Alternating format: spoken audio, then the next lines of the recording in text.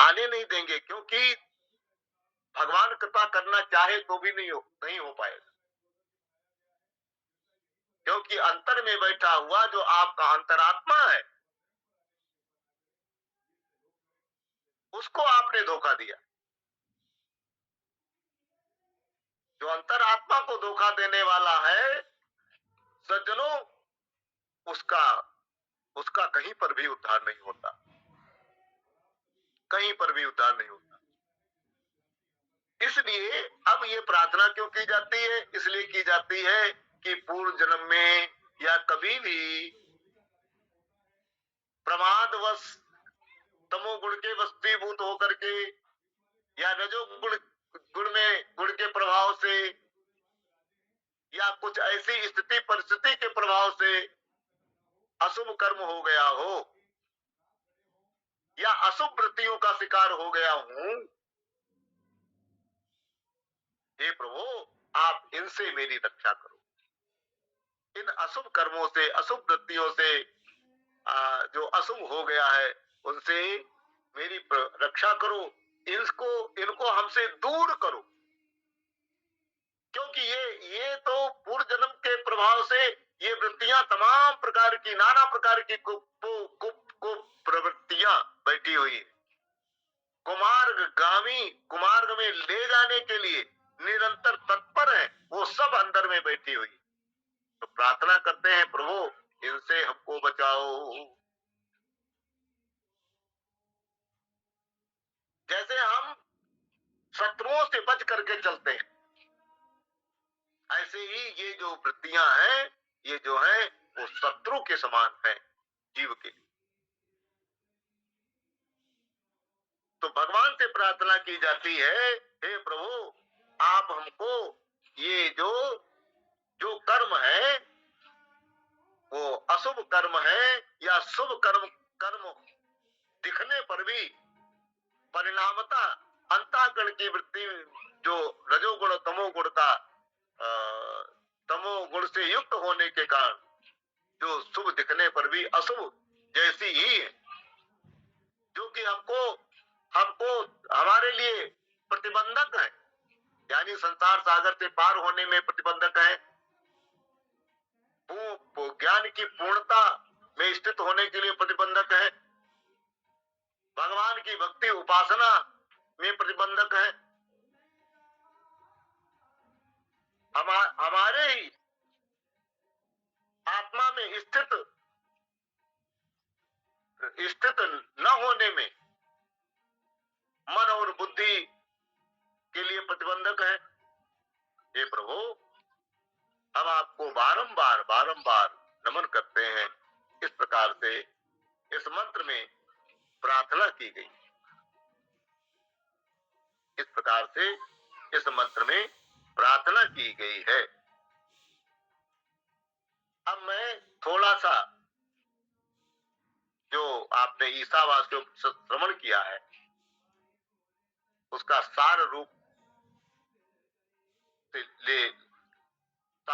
थोड़ा सा विवेचन करता हूं। आपने इसी ईसावास्योपनिषद में सर्वप्रथम पहले मंत्र में बहुत ही मांगलिक मंत्र है, ईसावास्मिदं सर्वम। ये सब कुछ जितना कुछ आप देख रहे हो सब में ईश्वर विराजमान, यत्किंच जगत्याम जगत, यानी कुछ भी छूटा नहीं है, लेकिन फिर भी उसकी प्राप्ति नहीं होती। कहते प्राप्ति इसलिए नहीं होती क्योंकि नाम रूप में आसक्ति है, इसलिए प्राप्ति नहीं होती। तो क्या करें? तेन त्यक्तेन भुंजीता, नाम रूप में जो आसक्ति है उसको त्याग दो। उसको जब आप त्याग देंगे तब उसकी कृपा होगी। जब उसकी कृपा होगी तभी वो स्वयं में आपको पकड़ेगा। आप उसको क्या पकड़ सकते हो? आप पकड़ सकते नहीं, क्योंकि कभी गिरते हुए युवा पिता को छोटा सा बच्चा, नन्हा सा बच्चा कैसे बचाएगा? इसलिए जो छोटा बच्चा है भाई यदि गिरने लगता है तो पिता उसकी उंगली जो पकड़े तुरंत हाथ पकड़ करके उसकी रक्षा कर देता, संरक्षण कर देता।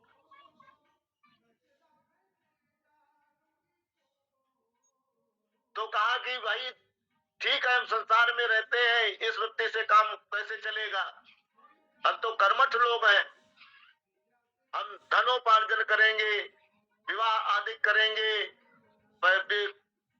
पुत्र पुत्र पुत्री पैदा करेंगे, घर मकान आदि बनाएंगे, यही का सुख है। तो कहते हैं कुर्मन नेवे कर्माणि जीवते तत्कुम समान। तो कर्म करते हुए, शुभ कर्म करते हुए आप जीने की इच्छा करो।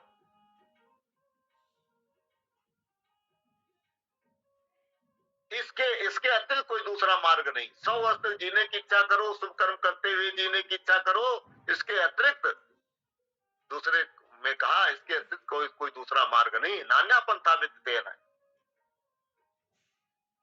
तीसरे मंत्र में कहा कि जो अविद्या है, अविद्या जो है वो अंधकार में है। अविद्या जो है वो कर्म है, कर्म जो है, कर्म एक जाल है। जाल में चाहे तंतु वो सोने के हो, चाहे लोहे के हो, चाहे तागे के हो, जैसे भी है, जाल तो जाल है, उससे निकलना मुश्किल रहता। ऐसे शुभ अथवा अशुभ कर्म ये सब जाल है, इससे निकलना मुश्किल रहता है सज्जनों। सूर्या नाम ते लोकांधेन तमसावता तांसे प्रेता विगच्छन्ति एके चात्मनो जनाः। इसको बताते भगवान के स्वरूप का वर्णन किया कि भाई उधर मत जाना, कर्म जो है बांधने वाला है, जो परमात्मा है उसके स्वरूप को जानो, जो एक है और चलता फिरता है, चलता भी है, नहीं भी चलता है, जिसमें दोनों प्रकार की क्रियाएं।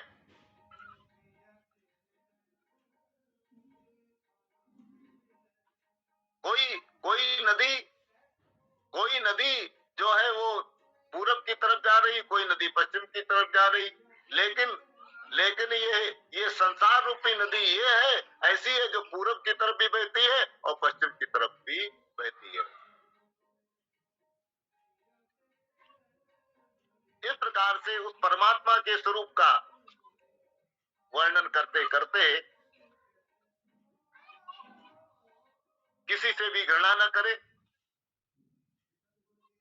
संपूर्ण भूत प्राणी, संपूर्ण नाम रूप समुदाय, सब में परमात्मा एक परमात्मा ही है। आत्मैवाभूत विजानता, ऐसा जिसका दर्शन है, ऐसा जिसका ज्ञान है, तत्र को मोहाकाशों का, उसको मोह और शोक मोह उसका निवृत्त हो जाता। शोक मोह निवृत्त होना यानी संसारी भाव उसके निवृत्त हो जाते हैं। ऐसा जो परमात्मा है वो ही सब कुछ करने में समर्थ है, ऐसा ज्ञान हुआ। उसके बाद में शुभ कर्म करने वाले और उपासना आदि में लगे हुए लोगों के लिए श्रुति ने कहा कि भाई यदि आप इसमें लगते हो तो ये कभी भी अनंतमा प्रविशन्ति ये विद्या उपासते।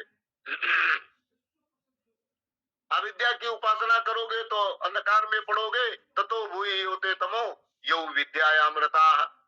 और किसी देवता आदि की उपासना में लगे हो, अहंकार पूर्वक लगे हो, क्योंकि हमने तमाम सिद्धों को देखा है, यानी वह जो आत्म सिद्धि जिनको नहीं हुई है, केवल देवता की सिद्धि करने वाले हैं, अभिमान से युक्त होते हैं, वे अपने देवता से जबरदस्ती फल मांगते रहते हैं। वे और भयंकर अंधकार में पड़ते हैं, क्योंकि कर्म में भी फल जो है अंधकार में डालने वाला था। इधर देवता की सिद्धि की तो भी फल संसार ही चाहते हैं, इसलिए घोर और नरक में जाते हैं। इसलिए विद्या और अविद्या का फल अलग अलग बताया, और इसके साथ साथ में किसी महापुरुष की शरण में जाकर के विद्या और अविद्या दोनों के भेद को समझ करके अविद्या मृत्युम तीर्थवा विद्यायाम अमृतम वसुनते। कहते हैं अविद्या के स्वरूप को जान करके आप उससे अलग हो जाइए, तो आप मृत्यु से पार हो जाएंगे, यानी संसार से सागर से पार हो जाएंगे। अविद्या अमृतम सुनते, भगवान से कुछ मांगो नहीं, देवता से कुछ मांगो नहीं, तो देवता के स्वरूप को प्राप्त हो जाओगे, तो उसका स्वरूप सबका स्वरूप ही अमृत है। इस प्रकार संभूति असंभूति को बताया, संभूति और असंभूति को बताया। संभूति कार्य ब्रह्म और जो असंभूति संसार के प्रकृतिस्थ जो वस्तुएं हैं, ये भी उसी प्रकार से जैसे अविद्या और विद्या को बताया था। यानी कहने का तात्पर्य ये है, जितनी भी उपासनाएं हैं, जितना भी कर्म है, ये आपको जाल में फंसाने वाला है। इसलिए जो सब में बैठा हुआ परमात्मा जो है, सूर्य में बैठा हुआ परमात्मा जो है, सूर्य से प्रार्थना की गई, अग्नि से प्रार्थना की गई कि हे, हमको कर्म में फंसने की जरूरत नहीं है, हमको किसी उपासना का फल प्राप्त करने की जरूरत नहीं है। सब कर मत खगनायक एहा, करिय राम पद पंकज नेहा। उस परम परमात्मा आत्मा सच्चिदानंद में स्वाभाविक स्नेह हो जाए, स्नेह पैदा हो जाए। इसलिए हमारा शुभ कर्म या अशुभ कर्म, हमको उससे कुछ नहीं लेना देना। हे प्रभु, हम आपसे यही प्रार्थना करते हैं कि हमको अशुभ से बचा करके शुभ की तरफ ले चलिए।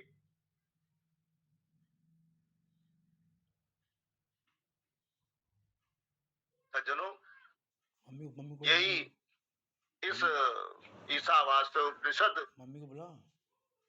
को पढ़ करके गुरुदेव की कृपा से जो कुछ अंतःकरण में विचार थे वो आपने ग्रहण किए। और उपनिषदें तो बहुत महान हैं, बहुत गहरी हैं।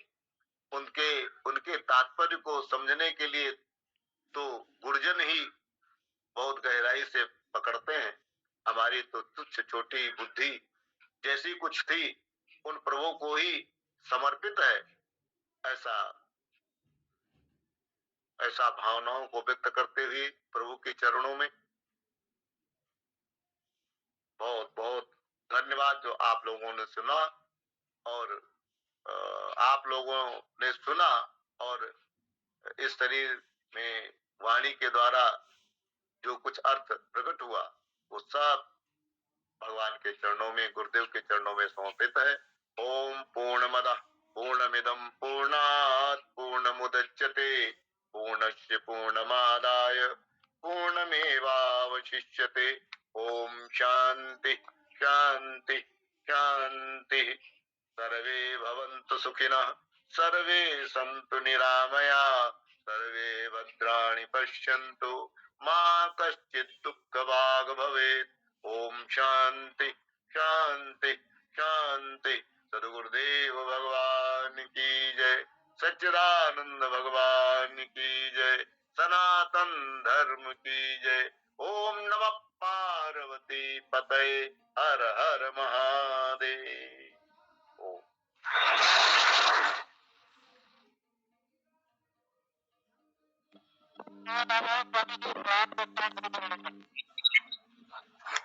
नमो नारायण।